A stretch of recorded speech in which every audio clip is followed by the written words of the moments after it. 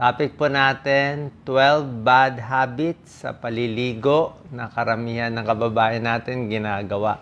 So, baka ginagawa nyo itong 12 bad habits, mas maganda siguro iwas or at least aware tayo. Baka hindi nyo alam nakasasama to. Tingnan natin kung ilan dito ang ginagawa nyo. Number 1, sobrang tagal maligo or mag-shower.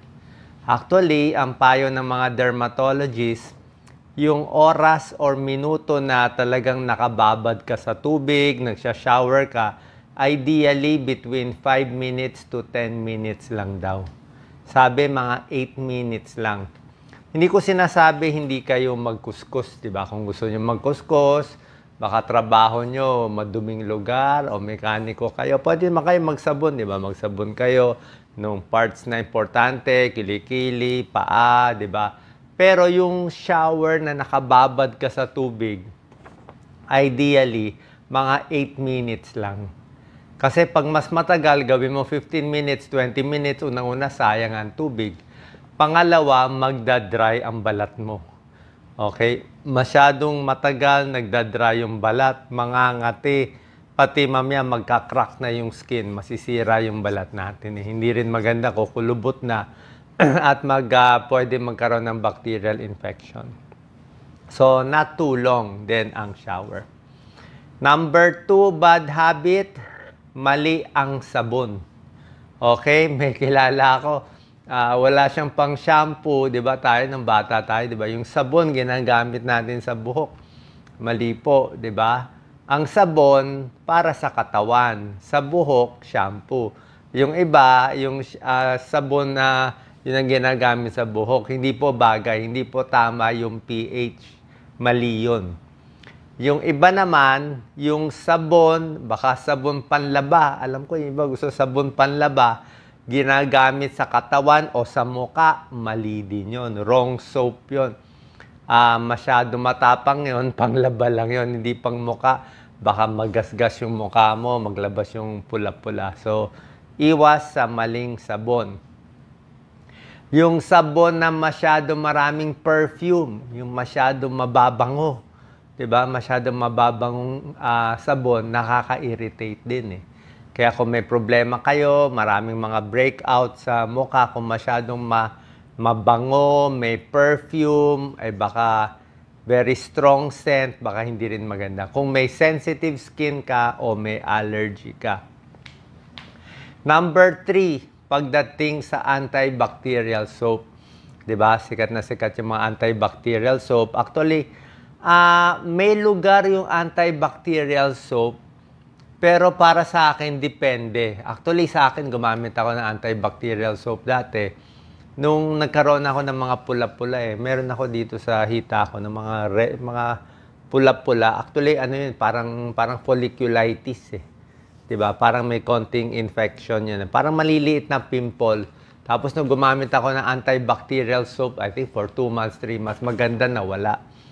Pero ang problema lang sa antibacterial soap, hindi rin pwede masyado matagal kasi may pag-aaral, baka mapatay mo lahat ng mga bakterya sa katawan. Kasi kailangan may konting bakterya din, may good bacteria eh.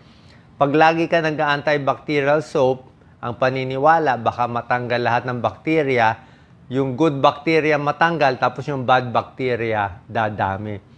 Pwede pa maging resistant sa antibiotic. Kasi may antibiotic yun eh. May halong antibiotic yung antibacterial soap. Tsaka yung antibacterial soap, pangkatawan lang usually. Hindi sa mukha kasi matapang siya eh. Mas matapang siya. So, antibacterial soap, depende sa kondisyon, kung may infection ka ba. Pero pag sensitive skin, baka hindi pwede. Kung may eczema, baka ma-irritate ang balat mo. Okay? Ayoko magbanggit ng brand pero ako kasi ang ginagamit ko yung face ko kasi dry siya. Paano ko ba explain? Wala tayo na-advertise kasi ang binibili ko naman iba-iba eh. Minsan Tender Care, minsan Ivory, minsan Dove, halo-halo, iba-iba. Ivory, gusto ko sana siya walang amoy, Kaya lang nakaka-dry. Kaya pag ivory na gamit ko sa mukha, dito nagda-dry ako dito masyado. Ang pinaka-oily na nakikita ko yung Dove. Maraming Dove na oily. Parang very oily siya. Kaya yung Dove lang ginagamit ko sa mukha kasi lagi ako nagda-dry. Pag umiedad, mas dry tayo. Tandaan niyo, mas matanda, mas dry. Mas bata, mas oily ka. Kaya bata nga, mas malakas yung body odor. Mas matanda, less body odor na eh. So, yun lang po yung mga ano natin. Okay, wala tayong na-advertise. Piliin nyo na lang yung babagay sa inyo. Number 4, bad habits. Baka ginagawa nyo yung sobrang hilod. Like yung nanay ko, nung nabubuhay siya, hilod. Alam niyo yung mga matatanda, mahilig sa hilod. Ngayon, kung meron ka, like ito, meron ako dito, di ba? Dito sa siko natin, may maitim, di ba? Kasi lagi tayo nakaganyan eh. Nakapatong dito, di ba? Pag ibang tao, lalo na pag mga matatanda, nakakita sila ng maitim na ganito, ang gagawin nila, kukuha sila ng hilod, kukuha sila ng bato o lufa, lalo nila kukuskusin. Bawal na bawal yun. Magagalit ng dermatologist. Okay? Kasi bawal ang mga K. Basta meron ka ng pangingitim, meron ka ng pangangapal, bawal ang K. Ano ang K? Bawal kuskusin, bawal kutkutin, bawal kamutin, kalkalin, lahat ng K bawal gawin. Kasi pag ganyan irritated siya, lalo mong kukuskusin, lalo siya mangingitim. Pag tinuloy mo pa kuskus, magsusugat na yan, magdudugo na yan, kakapal yung balat, kakapal na yan, magkakaliw yan, dugo yan ng dugo. Tawag yan neurodermatitis. Kaya may tao yung actually, ito medyo may pagka-mental health problem yun, yung kamot ng kamot.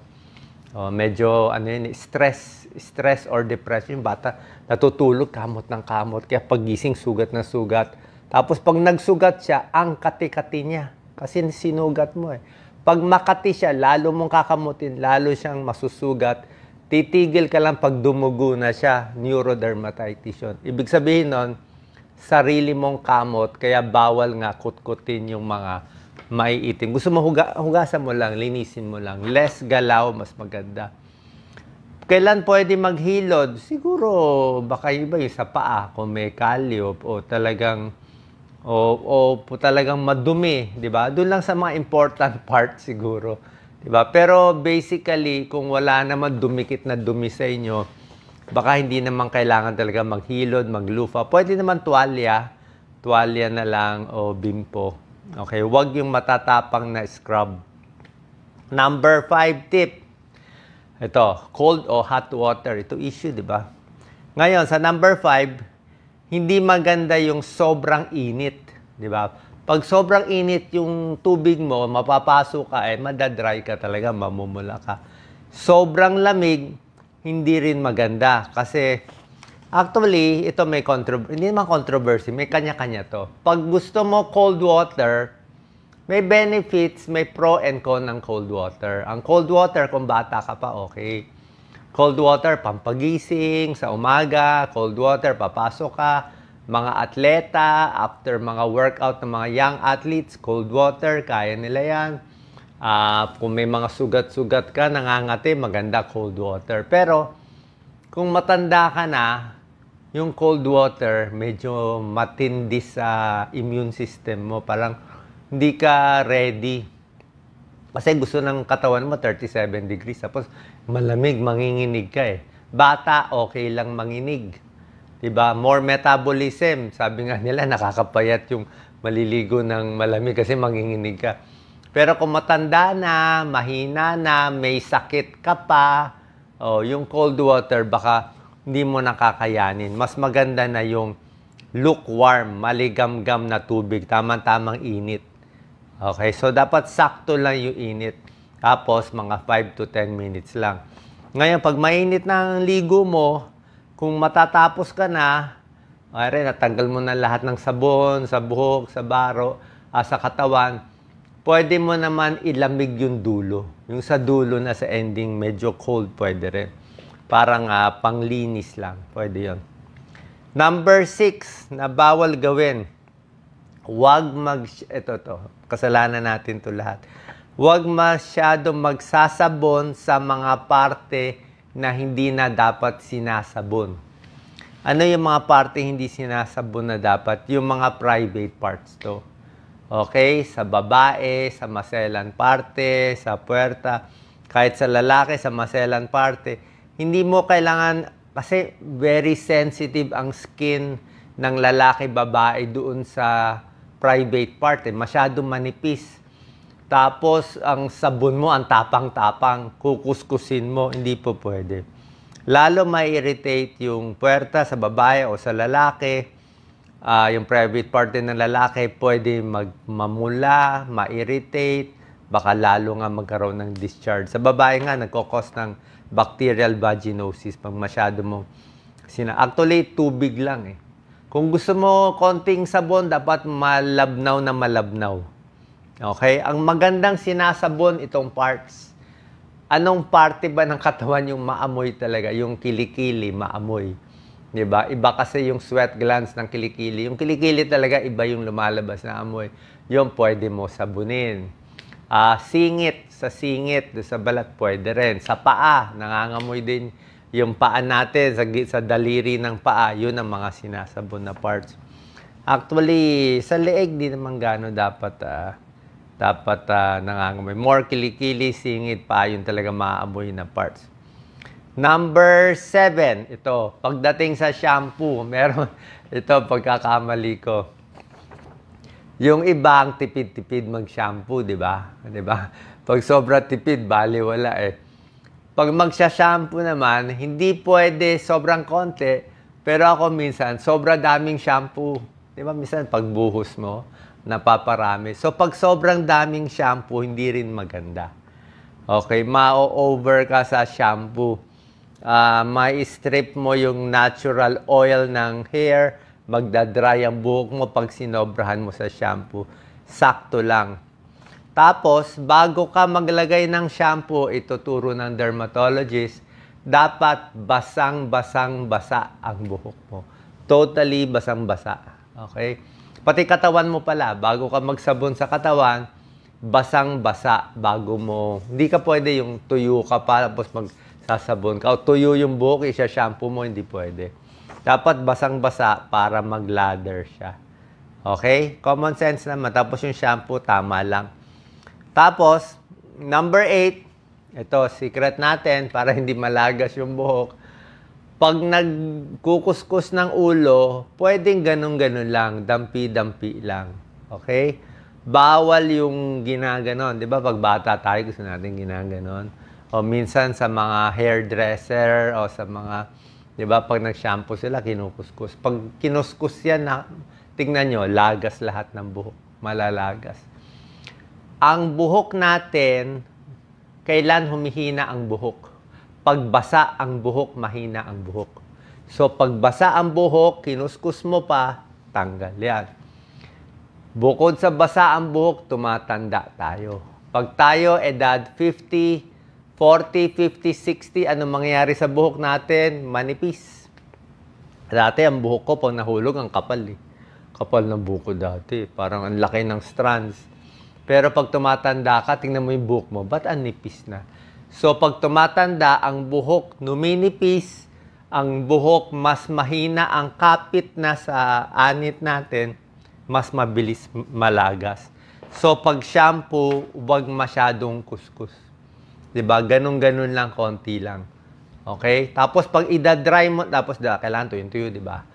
So, tubig lang. Minsan nga, hindi ko nga ginagawan direct eh. May mga shower na sobrang lakas. Yung sobrang lakas, ang sakit sa balat, pati sa buhok, hindi rin maganda. Tapos, pag tinutuyo na yung buhok, huwag din yung ginaganon. Dampi-dampi lang. Dampi-dampi. Ganun-ganun lang. Dampi-dampi. Para hindi malagas ang buhok. Isa pang tip, dagdag ko pa sa inyo. Diba? Number 8 yun. Don't scrub to, yung mga ibang babae, may tinatali sa buhok. Diba yung tinatali? Huwag sobrang sikip. Yung pagkaligo, nilalagyan nila ng towel dito. Pag sobrang sikip, hindi rin maganda. Napupul yung buhok. Malalagas din yung buhok. Number 9 tip, na bawal pag maliligo, dapat may konting hangin. Ito para sa mga elderly. Nanay ko na stroke sa CR eh. Oo. Kasi banyo mainit, 'di ba? Mainit eh. Banyo sarado, walang hangin, 'di ba? Mainit na, walang hangin pa, tapos nagbubuhos ka pa, tapos may edad ka na, may high blood ka, marami na aksidente sa banyo. Kaya dapat may hangin. Kung sobrang init nga sa Pilipinas, pwede nga may aircon eh. Or may electric fan o bukas yung bintana. 'Di ba? Ako nga minsan sa may edad, tingin ko pag may edad, wag na lang ilak eh. Wag na lang ilak. Kasi baka may mangyari, matumba eh. Baka matumba yung tao, hindi makapasok, lalo na kung matanda naman, sino bang titingin ba? So, need ventilation. Tapos sa CR number 9, gusto ko pa may silya, lalo na kung may edad na. Kasi pag nagsha-shampoo ka, tumama sa mata, baka matumba, daming aksidente. Number 10, very important, lagi ako may grab bar. Lahat ng banyo, yung bar, kala nyo baliwala, pero hawakan yun eh. Hawakan. Tapos yung floor, wag basa, ang dami natutumba sa CR. Sobra dami natutumba. Minsan pa kami nakokuryente sa mga heater. Yung heater, minsan nakokuryente pa sila. Delikado. Wag magdadala ng mga electronic equipment, cellphone, charger, laptop. Ako, pumunta sa tubig, makuryente kayo, patay tayo dyan. Diba? Common sense.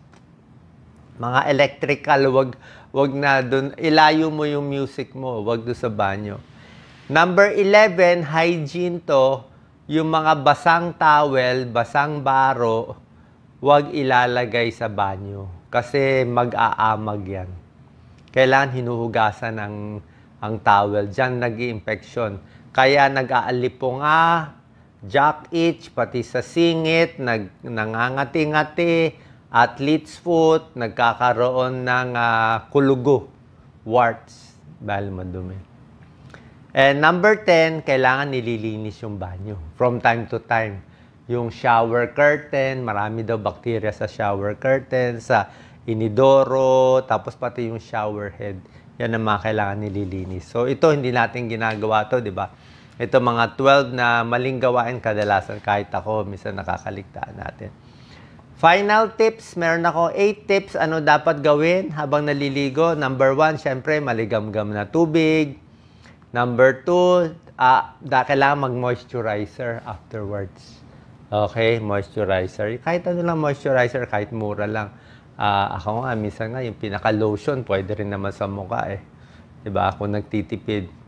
Number 3, kailangan pag magtutuyo ng tubig, kailangan tuyong-tuyo ka.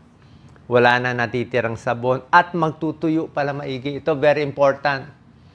Minsan naligo ka na, after 1 hour, may body odor ka. Bakit? Hindi mo tinuyo yung kilikili eh, di ba? So, dapat tuyong-tuyo ang kilikili, tuyong-tuyo ang singit. Singit lagi hindi natutuyo. Pati yung daliri sa paa, tuyong-tuyo. Kasi pag hindi yan tuyo, nagsuot ka ng baro, after 3-4 hours, basa yan, mangangamoy yan, papasok na yung fungus, bacteria, ayan, mag-i-infection din. Ituyo mo maigi. Okay? Shampoo, number 5, bathroom well ventilated. Number 6, dapat hindi madadapa. Number 7, ano lang, dry pat lang, lalo na huwag masyado magkukuskus, tapos moisturizer afterwards. Okay? Sana po nakatulong tong video natin. Sa tamang paliligo, may nagtatanong din, ano daw uunahin, ulo, paa. Nasa sa inyo, pero usually, shoulder naman una pababa eh. Ako, hinuhuli ko yung sa buhok, pati sa mukha. May nagtatanong din, pwede ba maligo 2 times in a day? Medyo sobra ang 2 times. Dapat 1 time lang siguro. Pag dalawa, baka ma-dry masyado. At may nagtatanong din kung masama ba maligo sa gabi. Yan, controversial. Baka daw ma-wet lungs, ma-pulmonya, ma-arthritis sa gabi, ma-anemic. Wala pong katotohanan yun. Not true. Tingnan nyo naman yung sa ibang bansa, lahat sila sa gabi naliligo. Diba? Ako, lagi ako sa gabi naliligo, buong buhay ko sa gabi. Bakit? Eh sa Maynila, ang dumi-dumi tayo sa buong araw eh, di ba? Pag naligo ka sa gabi, lalo na warm water, mas masarap ang tulog. Mas maganda circulation. Mas relax ka sa gabi, di ba? Tsaka pag malinis ka sa gabi, lalo na yung buhok mo, hindi ka magkakatigyawat. Kasi hihiga ka na, biro mo, yung buhok mo, nandiyan ka sa kali buong araw, mahihiga ka na madumi ang buhok. Di yung unan mo, ang dumi. So pag ang dumi ng unan mo, ang dumi ng kumot mo, tapos iikot-ikot ka natutulog, yung dumi ng buhok pumunta sa unan, pag ganyan mo, pupunta sa mukha mo, magkakatigyawat ka. Okay? So mas maganda maligo sa gabi. Para doon sa sanay sa maligo sa gabi. Pwede ba maligo pagkatapos mag-exercise? Diba? Baka daw mapasma. Okay? May pasma, walang medical term. Pero, para sa akin, wala namang masama kung bagong pagod ka, pawis ka. Pwede naman maghintay ng mga 30 minutes. Diba? Pahinga mo muna. Relax ka muna. Galing ka sa init. Diba? Relax muna. Relax ka muna 20-30 minutes. Tanggalin mo muna sapatos, medyas mo. Pag relax ka na, okay na blood pressure mo, kalmado ka na, tsaka ka maligo. Wala naman masama doon eh. Para sigurado tayong safe. Sana po nakatulong tong video. Share po natin sa ating kababayan. God bless.